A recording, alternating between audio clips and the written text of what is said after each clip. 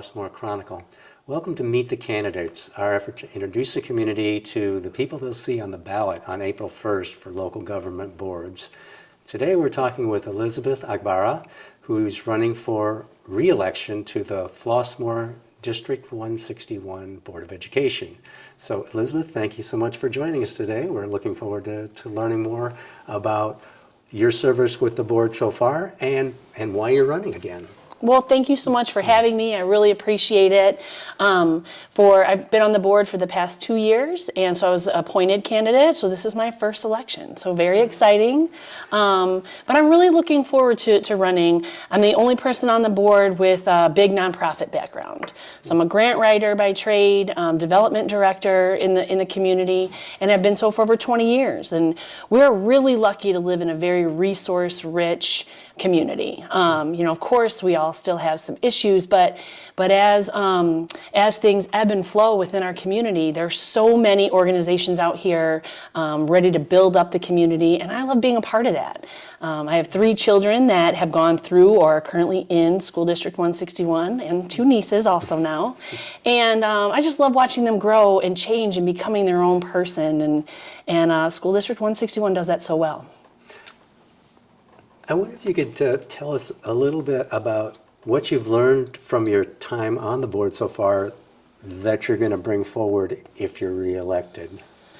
Are there specific goals, projects? Absolutely, absolutely. So one thing that I think is so amazing and unique about our school district is, we have 4 grade centers, K through 5, which is an awesome opportunity for each community to have its own culture and values. And while we all, have certain standards, of course, for education, each community has allowed its own little repertoire of how they make things move and groove. And so I think we're really lucky to have that. But that does mean from a board perspective and an administrative perspective, we need to meet our community where they are. And so that's something that I've learned being on the board the past 2 years, something I've always been passionate about, working with different populations, low income, medium income, homeless populations, working people, non-working people, displaced people. And so that's something I'm really excited about. I'm on the Community Engagement Committee for School Board now, and would really love to continue that work and keep connecting with our community in that way. I'm glad you brought that up. That's a great challenge that I think all government officials, but the boards especially, since they're the liaison between government and the community, have to face, and that is, how do you reach all those different people with different needs and different accessibility resources? How you can reach some people on social media, some people with flyers sent home in a backpack, but it runs a big range. And I wonder if the community engagement committee work wrestles with that. Like, how do we touch base with all the people, including those who aren't really immediately in our school family? So what are some projects or strategies that you all look to implement? Absolutely. So first of all, and I always say this, we have 2 ears and 1 mouth for a reason, right? We have to listen to the people in our community. This isn't about what I think is best and how I like to be reached and how I want to be spoken to. I love written word, right? And I write a lot for a living. But some people want a text message, and some people want to find it online. Some people need it in a different language. And so reaching out into our community, making sure that we get to know our community and know every person that's there, whether they have a child in the district or not, is not only deserving, but must know what's going on in our schools.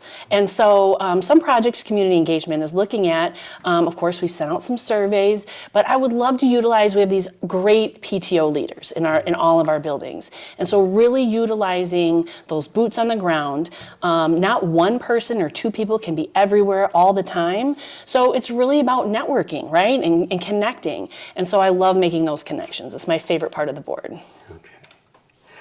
Okay. Another related subject is our predominant communication technology is our phones, right? Everybody has them. The kids all have them. And I know that that's both a blessing and a curse for school districts. I know that District 161 has been wrestling with that project, that challenge, and trying some things at Parker with restricting the use of cell phones. How's that going? And do you think that it's working well, or do we need to look at different strategies for how to keep people connected, but also keep the kids focused on their work? So I think it isn't only focused on their work. I think it's social media is, all the evidence shows it's not good for our kids, okay? It's not good for our kids. We know that, but we know they're gonna have phones. So phones just really don't have a place, I think, within school day, right?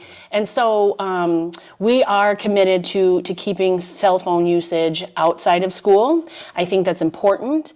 I think it's my children all have a cell phone, and it is great to be able to connect with with other students, your classmates, and it's part of our world today, right? So that is a reality. But within school, we have so many great opportunities for technology. Our STEAM program, I think, is amazing in 161, and so our kids have plenty of opportunities to connect with technology in the right way. Learn to code it. You don't have to play on it during the school day. Okay, thanks. Yeah, that's a tough one. Another thing that the school board has to wrestle with a lot, and it's a matter of communicating with the community too, is how to deal with the property tax situation. The school district needs property tax revenue in order to operate. People want good schools, but they also are getting slammed by high property tax bills. And I know that puts some pressure on the district, if nothing else, to help people understand how the system works and understand the district's role in that. So how do you think the district is doing so far about communicating about property taxes, and what can the district do, if anything, to help people with that situation? So that is always difficult, right? We're very blessed to live in such an amazing community, but the truth of the matter is finances ebb and flow. And while we would love, an endless budget to provide all of our students with every single thing, that's not the reality, really, in any community, to be honest. And so one thing I think is I would love more engagement at our board meetings, whether that's watching them or, coming out to Normandy Villa, in person. It's really important for all of our stakeholders, not just our families, but everyone living in the community, to understand where that money's going and what's happening, and all of the things that our students are receiving from your property taxes. I do also think our school board is always looking for ways to think outside the box for finances. What resources are in the community that we can take advantage of that are not using tax dollars? What grants can we apply for? We're really aggressive on that front. I do think this year, the 7 of us are all fiscally responsible people. No one is always saying, let's go out and, spend all this money, for something. We're all very in tune and in touch with, of course, because we live in the community too. We're paying property taxes too. And so we want to make sure that bottom line is always important and aligns with our goals. So it's great. And right now we're having a conversation like ongoing at board meetings. If everyone tunes in, hey, there are some really big projects ahead of us. How are we going to move forward? And what's the bottom line dollar-wise? It's really important. Another thing that could have some impact on the district's finances, and maybe you can describe for us what the school board is thinking, what you're thinking about this, and that is the uncertainty in regards to the Department of Education. So the federal government's going through some tremendous changes. No one's sure exactly how they're going to land, but we do depend on programming requirements and some funding from the Department of Education. If in fact that department is given the axe, what would be the challenges that would face the board then to compensate? Well, and so the board really isn't waiting for that. We've taken a look at where that money, where the federal dollars are in our district. We looked at the positions that those affected, and we've already started the conversation preemptively to say all of these positions are very important. These are positions we would want to keep. So how do we go about doing that? Where do we find the dollars? And again, that speaks to other resources that are available in the community, working with our nonprofits, working with our local businesses, working with all of the time and talent that's in this community. And I really think our district, we're in a very unique position. We're uniquely positioned with some amazing talent, with amazing community members. One of our schools just launched, a dad's program when they had students who were having a little bit of trouble, especially in sports. It was one identifier. When there was a foul, and how do we react to that? And so the teacher reached out to our dads in the community, and they were so amazing coming through. It's going to be the same thing with our finances. Where are those tools and resources in the community? And we've already started looking at those. All right, thanks. That's encouraging and probably smart to be prepared. I wanted to get back to something else you mentioned just a minute ago about inviting people to attend board meetings. And I know from covering many of them that they are not always well attended unless there's a big controversy. But doesn't the District 161 board still have committee of the whole meetings? And I wonder if you could describe how those differ from regular business meetings and whether you do get more engagement there than you do with the business meeting. Sure. So you're right. Our people are there either if there's a really big celebration or if there's a big controversy, which is wonderful. I mean, people should be engaged for both of those, but we want to keep people engaged all the time, right? So that we have up-to-date information, current information, and also correct information. There's a lot of, social media is a breeding ground for misinformation. So we want to make sure that we're being clear, that we're being direct.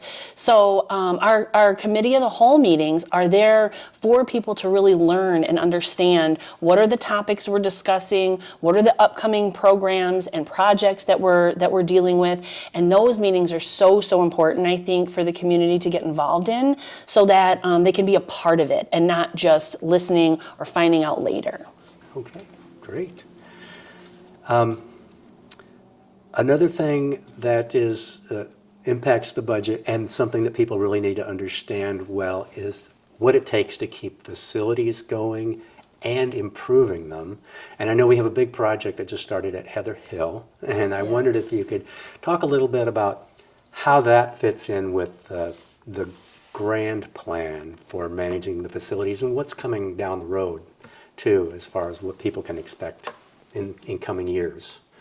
Those are big ticket items, yeah. So.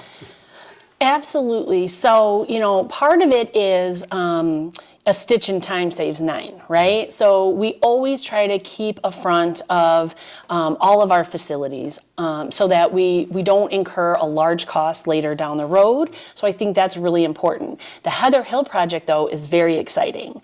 That building was built with, I think, good intention, but the office is in the center of the building. And really, for the safety of all of our students, it's so much better to have the front office in the front of the building. And so we're making that move. And while we're creating all that dust, we are giving Heather Hill the refresh that it needs. I think like as a working adult, sometimes when I'm not feeling very good, I try to dress up a little better and look a little nicer, because if you look good, you feel good. If you're in a good looking environment, you're going to do better. And we want that for all of our kids. So we definitely have done all the research on what colors make kids happier, learn better, feel calm. Definitely making sure that social, emotionally, around in all the classrooms, our kids have the opportunity to wiggle a little bit in their chair if they need to. I don't like being in a meeting for hours and hours trying to take in information, not be able to move a little bit, and our kids really need that. And so these classroom refreshes are exciting. The new technology we're bringing in is amazing. We have these fantastic boards, they're like a smart board, but a different brand that can move up and down and come around the classroom. So they can be for large group, they can be for small group. Their Chromebooks can be casted onto that platform so that students are learning from each other, and it isn't just, direct teacher talking all day. So those things are so important to make sure our kids have the opportunity to be a part of their learning and learn from each other, as opposed to being like fed everything. You hear something, you might remember it for a little bit, you write something, you remember it a little bit longer, but when you teach something, you remember it forever. And so that's the opportunity we're creating. All right, terrific. You mentioned that you're taking into account ability to move, colors and things that address kids' emotional and physical needs. And that sort of reminds me of the difficulty we all had getting through the pandemic, because it threw everybody's routine out the window and caused a lot of distress. Are some of the things you're doing at Heather Hill, do you think, a result of the lessons learned from that experience? And are there other things that the district's doing differently now as a result of enduring the pandemic? Absolutely. So I think we learned so many lessons. Some of them good, some of them not great, about during the pandemic. Some of them have been amazing, though. We now, if kids are home because of, my gosh, we're just getting through lots and lots and lots of flu, right? And so it's pretty amazing that kids are able to have a Chromebook at home. They're able to connect with their teacher, with the district, with the work, so kids aren't falling behind. Some of those e-learning things are amazing for keeping people up to date. And then some things we learned about, moving around in your seat a little bit, making sure the colors are good for our social and emotional health. Kids that were born or growing up really learning some of those formative things during our COVID time, those were difficult, to kind of grow out of. We know that our math scores are a little bit behind still from COVID, so we're building on those. And I think the refresh in the Heather Hill building, refreshes that we're going to do in all of our schools, really speak to the commitment that the board has, that our superintendent has, that all the administrations and our amazing teachers have to all of our children. Okay, one more facility-related question. Last year, the village built a detention basin right next to Heather Hill School. The school board was involved in enabling that to happen by conveying the land. But it was also a fairly controversial move. There were residents, especially in the Heather Hill area, who were opposed to that. And so I know it was a difficult issue to get through. I was wondering, now the basin is built, and there's still concerns in the community about safety and things, and I wondered if going forward, what is the district looking at to do to make sure all the kids are safe and that the basin does not, cause any of the problems that the residents were fearful of? Absolutely. So that was definitely a difficult decision. It was, we wanted to make sure that everybody involved, could feel okay and safe with that construction going on. A number of us on the board, myself included, we called around to other schools that have basins similar to what we proposed. There are a number of them. These detention basins are all over our community, all over many communities, right next to schools. And really, the research shows that there really isn't or shouldn't be a giant concern or much of a concern at all. If I had any concern at all at the safety of our kids, I would have voted against it. I did my due diligence researching and figuring out all the schools in our surrounding areas that have those basins. We did an extra measure I think the community asked for, and I thought it was a good idea to put up a fence and make sure that was something that ensured our children were safe. The fact that it's a dry bottom basin, right, doesn't hold a lot of water. When it holds water, not for a long time, yet another safety aid right there.